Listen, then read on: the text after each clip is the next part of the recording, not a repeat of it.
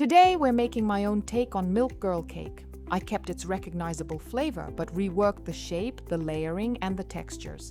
The base is soft milk sponge layers, a thin crunchy layer, and a delicate cream and sour cream mousse. Strawberries with a subtle lychee aroma balance the richness, and the dessert is finished with whipped milk ganache, both as a flavor layer and as part of the decoration.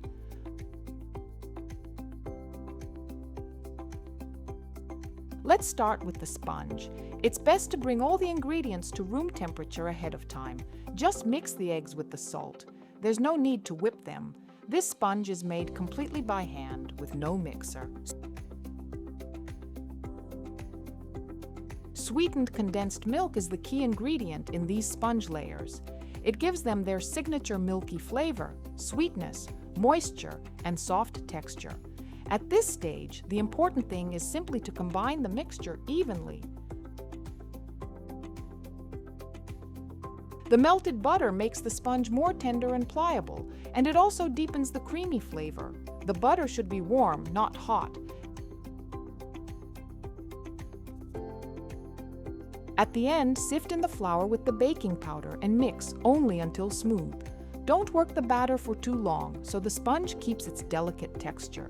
The finished batter should be smooth, fluid, and free of flour lumps.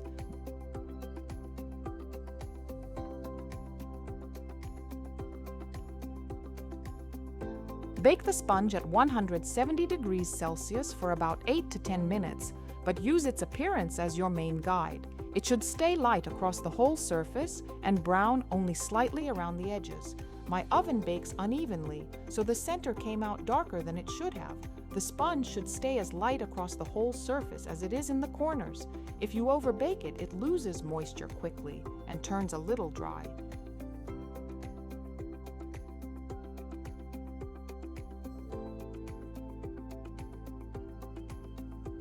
As soon as the sponge is done, remove it from the hot sheet pan right away, so it doesn't keep drying out from the residual heat.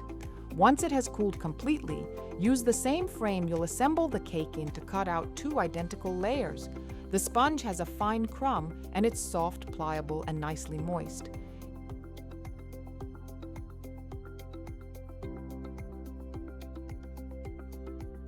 It's best to trim off the thin top crust with a knife because it's already a little dried out. It comes away easily, so the sponge itself doesn't get damaged and the layers stay even and neat.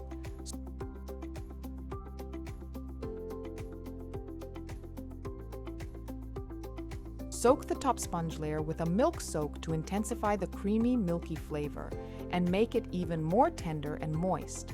Leave the bottom layer unsoaked because the crunchy layer will go on top of it. That way the crunch stays crisp and doesn't soften from extra moisture.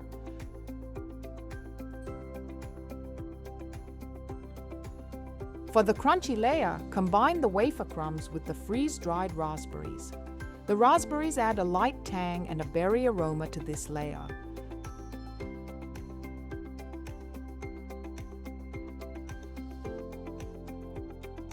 The vegetable oil makes the chocolate base more pliable.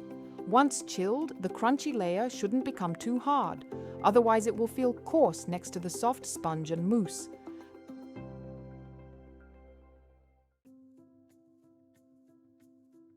The milk powder boosts the overall milky flavor. It's best to sift it and work it thoroughly into the mixture so it distributes evenly and no lumps are left behind. It's important that the chocolate coat every piece evenly. That way the layer will bind properly, hold together as one layer, and still keep a distinct crunch without any dry spots.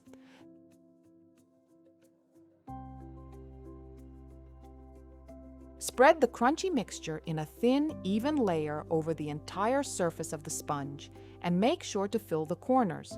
This layer is what sets my version apart from classic milk girl cake. It adds a modern textural contrast, but it shouldn't steal the focus. The crunch should be delicate, not a dense, coarse layer. Freeze both sponge layers before assembly. It's best to place the frame onto the bottom sponge right away while the crunchy layer is still soft and pliable. Once it sets, putting the frame on will be harder.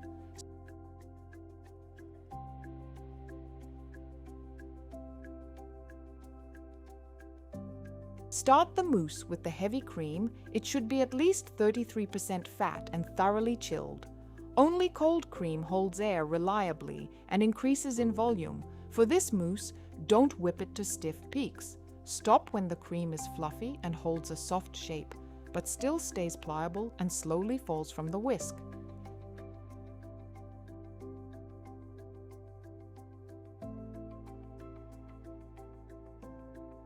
Heat the milk with the pre-bloomed gelatin only until the gelatin is fully dissolved. There's no need to overheat the mixture. At about 50 to 60 degrees Celsius, the gelatin will already be completely dissolved.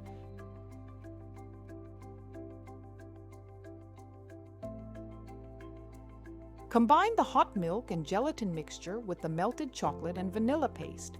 In milk-forward flavors, vanilla makes the aroma warmer and fuller, highlights the creaminess, and doesn't draw attention to itself. Blend the mixture until smooth and fully emulsified.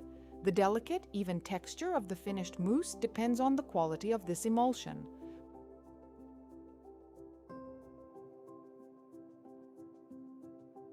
Bring the sour cream to room temperature ahead of time, about 18 to 22 degrees Celsius. By then, the chocolate emulsion should have cooled to about 35 to 40 degrees Celsius. That way, the sour cream will blend evenly into the base, and the chocolate and gelatin won't start setting abruptly from the temperature difference.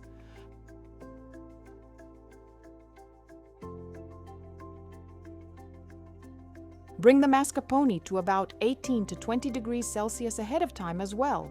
By this point, the base is usually around 30 to 35 degrees Celsius, and that's enough for the cheese to blend in easily with no lumps. Blend only until smooth.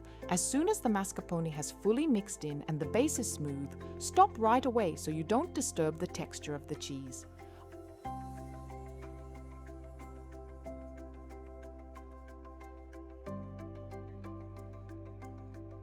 After chilling, gently stir the cream with a spatula to bring it back to a smooth texture. At this point, the base should be about 28 to 32 degrees Celsius. Gradually pour the base into the cream, mixing gently as you go. The finished mousse should be completely smooth, uniform, and airy. For neat assembly, it helps to divide the mousse into 2 equal parts using a scale. That way, both layers will be the same thickness. If the mousse is still too fluid, you can refrigerate it briefly so it thickens slightly. But don't leave it unattended. Keep stirring and watch it closely so the gelatin doesn't start setting too early. Assemble the cake by alternating the sponge layers and the mousse. Spread the mousse evenly throughout the mold, taking extra care to fill the corners. Once assembled, the cake needs to go into the freezer until completely frozen. For the strawberry gel, first mix the agar with the sugar. Strawberry remains the main, clearly recognizable flavor, while lychee makes it more refined. It adds a delicate floral aroma, a light exotic note, and softens the berry tartness. The glucose syrup will give the finished gel a smoother, more supple texture.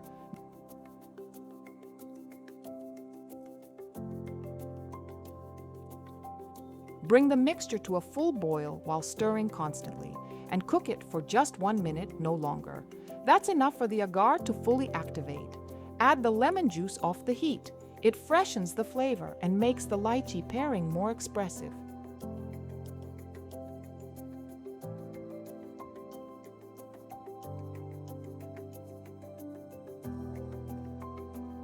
In the refrigerator, the gel usually sets in 1 to 2 hours, depending on the thickness of the layer. The mixture becomes firm and holds together in one piece.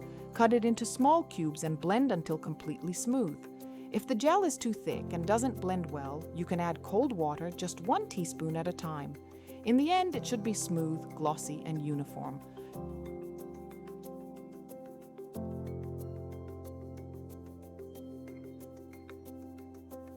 To remove the fully frozen cake neatly from the frame, you can lightly warm the outside of the frame with a kitchen torch or a heat gun.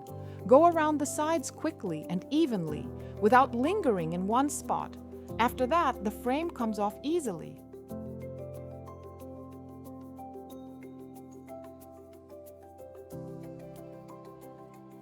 When the cake has thawed slightly but is still firm inside, you can trim the edges thinly with a sharp knife.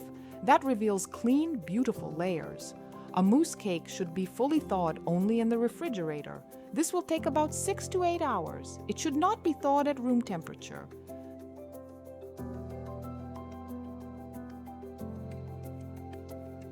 The last important layer is whipped milk ganache. I made the base for it the day before and whipped the ganache right before using it. You can't whip it ahead of time. Here, the ganache isn't just decoration, but an integral part of the cake's flavor and texture. It deepens the milky note, adds delicate creaminess, and complements the soft sponge layers, the light mousse, and the thin, crunchy layer. I already have a detailed recipe for whipped milk ganache on my channel, and I'll leave the link in the description below the video.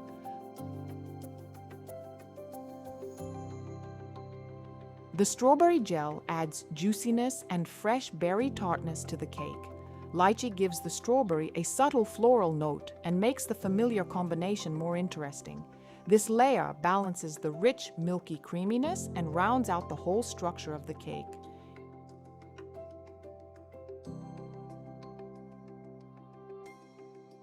In the slice, you can see all the layers: soft milk sponge layers, an airy cream and sour cream mousse, a thin crunchy layer, delicate whipped ganache, and fragrant strawberry gel.